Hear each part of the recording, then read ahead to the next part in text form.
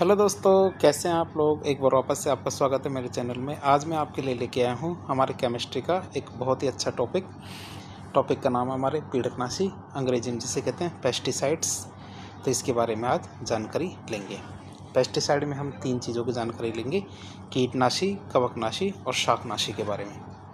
सबसे पहला टॉपिक आता है इसमें पीड़कनाशी कहते किसे हैं। तो वे विषैले रसायन जिनका मिश्रण वे विषैले रसायन या उनका मिश्रण जो मुख्य फसल को नुकसान पहुंचाने वाले जो पीड़क होते हैं उनको समाप्त करने या फिर नियंत्रित करने के लिए उपयोग में लिए जाते हैं।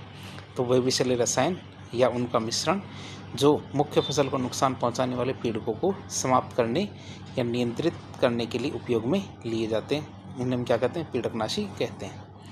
पीड़कनाशी की बात करें तो पीड़कनाशी मूल रूप से संश्लेषित रसायन होते हैं। पीड़कनाशी क्या होते हैं, मूल रूप से क्या होते हैं, संश्लेषित रसायन होते हैं। बात करें पीड़कों की, तो पीड़कों में हम किन किन को शामिल करते हैं। पीड़कों में हम कीट, कवक, खरपतवार, चूहे, इनको शामिल करते हैं। अब पीड़कनाशियों की बात करें तो पीड़कनाशियों के प्रकार की बात करें तो पीड़कनाशियों को उनकी रासायनिक संरचना, उनके घटक, कार्य करने के तरीके, पर्यावरण में बने रहने की उनकी क्षमता और उपयोग, इनके आधार पर वर्गीकृत किया जाता है। आप याद रखेंगे, पीड़कनाशियों को उनकी रासायनिक संरचना, उनके घटक, उनके कार्य करने के तरीके, पर्यावरण में बने रहने की उनकी क्षमता और उपयोग, इनके आधार पर वर्गीकृत किया जाता है। उपयोग के आधार पर इन्हें कीटनाशी, कवकनाशी, शाकनाशी, इन वर्गों में बांटा जाता है। किन किन वर्गों में बांटा जाता है? कीटनाशी, कवकनाशी और शाकनाशी, इन वर्गों में बांटा जाता है। सबसे पहले बात करें तो हमारे सिलेबस के अनुसार कीटनाशी के बारे में, इंसेक्टिसाइड्स इन्हें अंग्रेजी में कहते हैं। तो वे विषैले रसायन या उनका मिश्रण जो क्या है, हमारे मुख्य फसल को नुकसान पहुंचाने वाले कीटों को समाप्त करने या फिर उनको नियंत्रित करने के लिए उपयोग में लिए जाते हैं, उन्हें हम क्या कहते हैं, कीटनाशी या इंसेक्टिसाइड्स कहते हैं। बात करें तो कौन कौन से इंसेक्टिसाइड्स अभी चल रहे हैं, तो उनकी बात करें तो हम 2 कैटेगरी में इनको पढ़ते हैं। एक तो ऑर्गेनोक्लोरीन होते हैं और एक होते हैं ऑर्गेनोफॉस्फेट। ऑर्गेनोक्लोरीन की बात करें तो ये कौन कौन से हमारे इंसेक्टिसाइड्स होते हैं। ये हमारे एक तो DDT होता है, एक BSC, एंडोसल्फान, एल्ड्रिन, डाइएल्ड्रिन। तो ये हमारे कुछ क्या है, ऑर्गेनोक्लोरीन है। दूसरे हमारे ऑर्गेनोफॉस्फेट है। इसमें हम पैराथियोन, मैलाथियोन, डाइक्लोरवॉश और डाइमिथोएट, इन रसायनों को शामिल करते हैं। तो आप इनको याद करेंगे तभी आपका काम चलेगा। इसमें पहला जो इम्पोर्टेंट है उनकी बात करें, जैसे पहला है DDT, अंग्रेजी में देखें तो डाइक्लोरो डाइफेनिल ट्राइक्लोरोएथेन, ये हमारे DDT का पूरा नाम है। बात करें इसकी खोज सबसे पहले की गई थी, मतलब विश्व का सबसे पहला खोजा गया जो कीटनाशी था, कार्बनिक कीटनाशी, वो हमारे DDT था। और ये कब खोजा गया था? 1940 के दशक में। और किसने खोजा था? पॉल मूलर ने। बात करें इसकी तो ये हमारे ऑर्गेनोक्लोरीन श्रेणी का हमारा कीटनाशी है, लेकिन वर्तमान में इसको उपयोग नहीं लिया जाता। वर्तमान में इसको बैन कर दिया गया है, जब इसको काम में नहीं लेंगे। बात करते हैं क्या कारण है ऐसा जिसकी वजह से इसको बैन कर दिया गया या बंद कर दिया गया। क्यों? क्योंकि इसमें क्या होती है, जैव संचयन या फिर हमारे बायो एक्यूमुलेशन की प्रवृत्ति होती है। तो प्रवृत्ति का नाम याद रखेंगे, जैव संचयन, ये बायो एक्यूमुलेशन की प्रवृत्ति होती है, जिसका अर्थ है कि वे खाद्य पदार्थों में जीवों के वसायुक्त ऊतकों में जमा हो जाते हैं। कि एक खाद्य श्रृंखला है, क्या बायो एक्यूमुलेशन, ये जैव संचयन की प्रवृत्ति की बात करें तो इसमें क्या है, जो हमारा DDT है, ये खाद्य श्रृंखला में जीवों के जो वसायुक्त ऊतक है इनमें जमा हो जाते हैं। साथ ही साथ क्या है, उच्च स्तर के जीवों में उनकी सांद्रता बढ़ती रहती है। तो इसमें 2 शब्द है, एक तो हमारे क्या जैव संचयन, एक शब्द आया हमारे जैव आवर्धन। तो जैव संचयन किसे कहते हैं कि खाद्य श्रृंखला में जीवों के वसायुक्त ऊतकों में जमा होना, ये तो हमारे जैव संचयन कहलाएगा। और धीरे धीरे उच्च स्तर के जो जीव होते हैं उनमें इनकी सांद्रता बढ़ते जाना, ये कहलाता हमारा क्या, जैव आवर्धन या बायो मैग्निफिकेशन कहलाएगा। बात करें आगे तो ये हमारे DDT है, जैव अजैव निम्नीकरणीय है, मतलब स्थायी कार्बनिक प्रदूषक होते हैं, मतलब लंबे समय तक पर्यावरण में वैसे के वैसे बने रहते हैं जैसा इनका उत्पादन किया गया था। अब बात करते हैं हमारे स्थायी कार्बनिक प्रदूषक या POPs किसे कहते हैं। तो POPs चिन्हित रासायनिक पदार्थ होते हैं जिनकी कुछ खास विशेषता होती है। पहली खास विशेषता ये होती है पर्यावरण में दीर्घकाल तक उपस्थित रहते हैं। दूसरा, सजीवों के जो फैटी एसिड होते हैं उनमें जैव संचय रहते हैं, मतलब जमा हो जाते हैं। तीसरी हमारे मानव स्वास्थ्य और पर्यावरण पर प्रतिकूल प्रभाव डालते हैं। चौथी बात आती है पीओपीज के संपर्क में आने से कैंसर हो सकता है और हमारे केंद्रीय और परिधीय तंत्रिका तंत्र को नुकसान पहुंचता है। प्रतिरक्षा प्रणाली संबंधी जो बीमारियां होती है, जो प्रजनन संबंधी विकार उत्पन्न होते हैं और सामान्य शिशु हो और बच्चे, इनका विकास बाधित हो सकता है यदि वो हमारे इनके संपर्क में आते हैं। तो ऐसी चीज़ों को तो रोकना चाहिए। तो इनको रोकने के लिए हमने क्या किया है, स्टॉकहोम कन्वेंशन किया है, स्टॉकहोम सम्मेलन किया है इसके लिए। तो ये हमारे मानव स्वास्थ्य और पर्यावरण को पीओपी से बचाने के लिए एक वैश्विक संधि है। कौन सी? Stockholm convention. ये स्टॉकहोम कन्वेंशन कहाँ पे? स्वीडन में हुआ था। वर्ष 2001 में इस पर साइन करने के लिए सबको बुलाया गया था।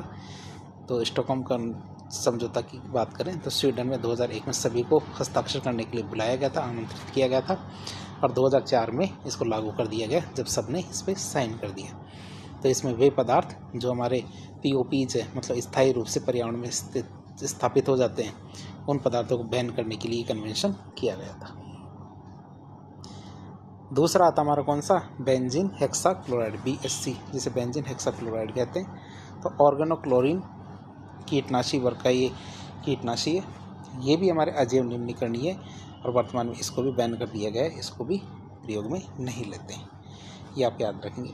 फिर आता डाइक्लोरवॉश। डाइक्लोरवॉश की बात करें तो ऑर्गेनोफॉस्फेट यौगिक है ये। क्या? ऑर्गेनोफॉस्फेट यौगिक है। बाजार में जब आप डाइक्लोरवॉश लेने जाते हो तो नुवान के नाम से ये मिलता है। घरेलू कीटों को नियंत्रित करने के लिए इसका प्रयोग किया जाता है। किसके लिए? घरेलू कीट होते हैं जैसे हमारे कॉकरोच वॉकरोच, इनको नियंत्रित करने के लिए इसका उपयोग करते हैं। एक आता हमारा डाइमिथोएट। डाइमिथोएट की बात करें तो ऑर्गेनोफॉस्फेट यौगिक है। बाजार में रोगोर के नाम से उपलब्ध है। किस नाम से? रोगोर के नाम से उपलब्ध है बाजार में। और रस चूसने वाले जो कीट होते हैं, इनकी रोकथाम करने के लिए इनको उपयोग किया जाता है। तो इस तरह हमने 4 कीटनाशी देखे।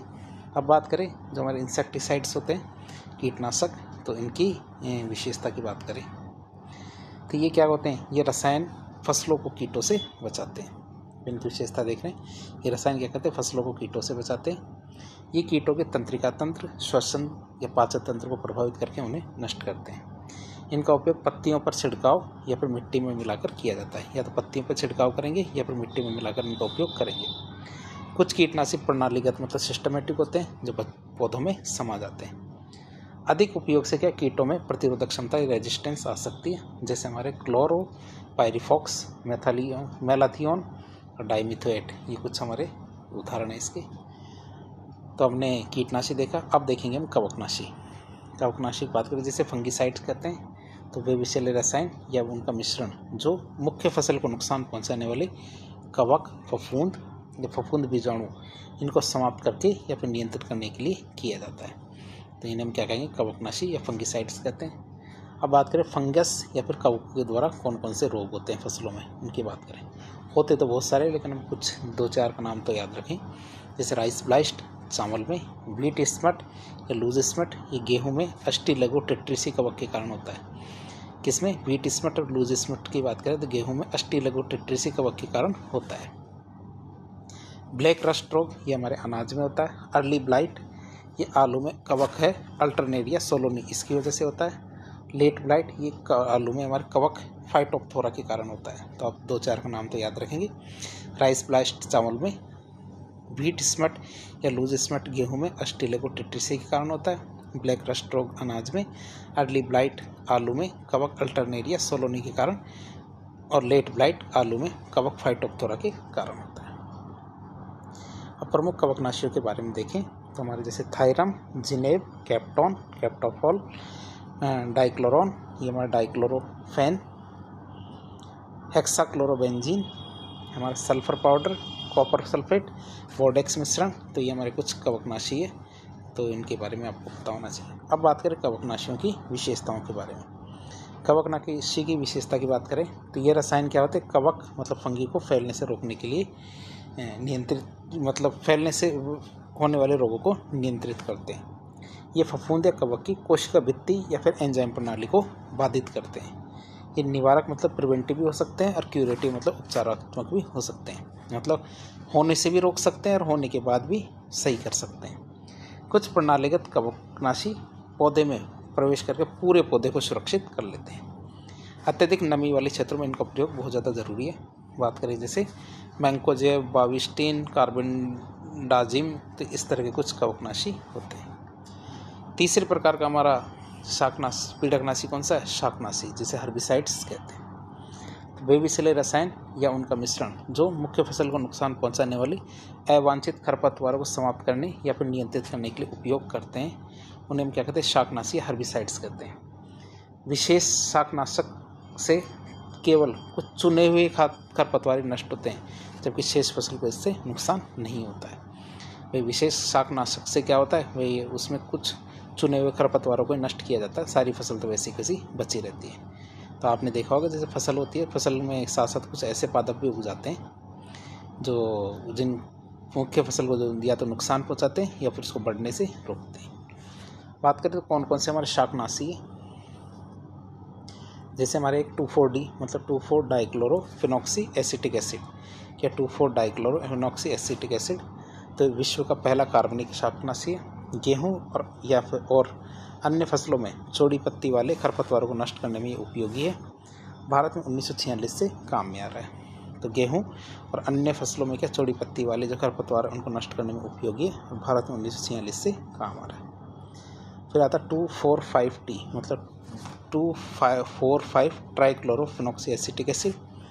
फिर आता एट्राजिन और सीमाजिन, तो मक्का गन्ना जैसी फसलों में चौड़ी पत्ती वाले खरपतवारों को वृद्धि करने से पहले ही नष्ट करने में ये काम आता है एट्राजिन सीमाजिन। किनमें? मक्का गन्ना जैसी फसलों में जो चौड़ी पत्ती वाले खरपतवार होते हैं वो उग जाते हैं इनमें, तो उनको रोकने के लिए। और गोल्फ के जो मैदान होते हैं या घरेलू बगीचे, उनमें भी ये चौड़ी पत्ती वाले खरपतवारों को रोकने के लिए एट्राजिन और सीमाजिन काम आ सकते हैं। फिर क्लाक्लोर, ब्यूटोक्लोर, ब्रोमोक्सिलिन, तो हमारे ये कुछ शाकनाशी है जिनका उपयोग करते हैं। बात करें शाकनाशी रसायन की कुछ विशेषताओं के बारे में, तो यह रसायन फसलों के खेतों में उगने वाले जो खरपतवार होते हैं उनको नष्ट करते हैं। ये खरपतवारों के फोटोसिंथेसिस या फिर और प्रोटीन संश्लेषण इनको बाधित कर देते हैं, जिससे वो खत्म हो जाते हैं। शाकनाशी भी दो तरह के होते हैं, एक तो सेलेक्टिव होते हैं और एक नॉन सेलेक्टिव। सेलेक्टिव तो क्या करते हैं? ये चयनात्मक तो क्या करते हैं? केवल खरपतवार को मारते हैं। गैर चयनात्मक ये सभी प्रकार की वनस्पति को एक ही झटके में खत्म कर देते हैं। बात करें इनका प्रयोग खेत तैयार करते समय या रोपाई करते समय ही किया जाता है। जैसे हमारा 2,4-D, ग्लाइफोसेट, पैराक्वाट, तो ये कुछ हमारे खरपतवार नाशी है। तो इस तरह हमने तीनों प्रकार के पीड़कनाशियों के बारे में देखा। अब पीड़कनाशियों के ओवरऑल लाभ की बात करें तो क्या है? एक पहली बात, लागत कम आती है। क्यों? क्योंकि किसान एक खेत में अधिक फसल उगाने में सक्षम होता है। फिर कम निवेश की आवश्यकता पड़ती है। पानी और कीटों से फैलने वाली जो बीमारियां हैं उनको कम करने में मदद मिलती है। उपज में बढ़ोतरी होती है, इससे किसानों के आय में भी वृद्धि होती है और किसानों के जीवन स्तर में भी सुधार होता है इससे। फिर किसानों के समय की बचत होती है। क्यों? क्योंकि इनको हटाने के लिए, मारने के लिए समय लगता है, लेकिन इनका उपयोग करेंगे पीड़कनाशियों का तो इनको किसान का समय बचेगा। भारत जैसे विकासशील देशों को खाद्य उत्पादकों और निर्यातकों में बदलने में मददगार है। खाद्य उत्पादकों को भंडारण कक्षों में लंबी शेल्फ प्रदान करता है। अब बात करें इनके कुछ प्रभाव के बारे में, पीड़कनाशियों के कुछ प्रभाव। पहला प्रभाव पड़ता है हमारे क्या? पर्यावरणिक प्रभाव। पहली बात तो इससे पर्यावरण प्रदूषण होता है। दूसरी बात कि इच्छित क्षेत्र है हमारा, उस पर तो हमें फ़ायदा रहता है, लेकिन बाकी दूसरी जगह भी इसका प्रभाव पड़ता है। फिर फसलों और मिट्टी पर प्रभाव, तो मिट्टी, भोजन और उपज की गुणवत्ता को ही खराब करते हैं। क्या करते हैं? मिट्टी, भोजन और उपज की गुणवत्ता को खराब करते हैं। कीटों के लिए नहीं, ये अन्य जीवों के लिए भी हानिकारक होते हैं। फिर स्वास्थ्य की बात करें तो स्वास्थ्य में दो तरह से प्रभाव डालते हैं, अल्पकालिक और दीर्घकालिक। अल्पकालिक में चकते, जी मचलाना, दस्त, चक्कर आना, सांस लेने में समस्या, आंखों में जलन, इस प्रकार की समस्या होती है। तो दीर्घकालिक में जन्मजात विकार, कैंसर, तंत्रिका संबंधी विकार, प्रजनन क्षमता में कमी, इस तरह की समस्या उत्पन्न होती है। तो इस तरह आज के एक लेक्चर में हमने पीड़कनाशियों के बारे में जानने की कोशिश की, इनके प्रभाव देखे, लाभ देखे, हानियाँ देखी। तो इस प्रकार की इन्फॉर्मेटिव वीडियो देखने के लिए हमारे चैनल से जुड़े। वीडियो यदि पसंद आता तो वीडियो को लाइक करें, चैनल को सब्सक्राइब करें, अपने दोस्तों का शेयर करें। धन्यवाद।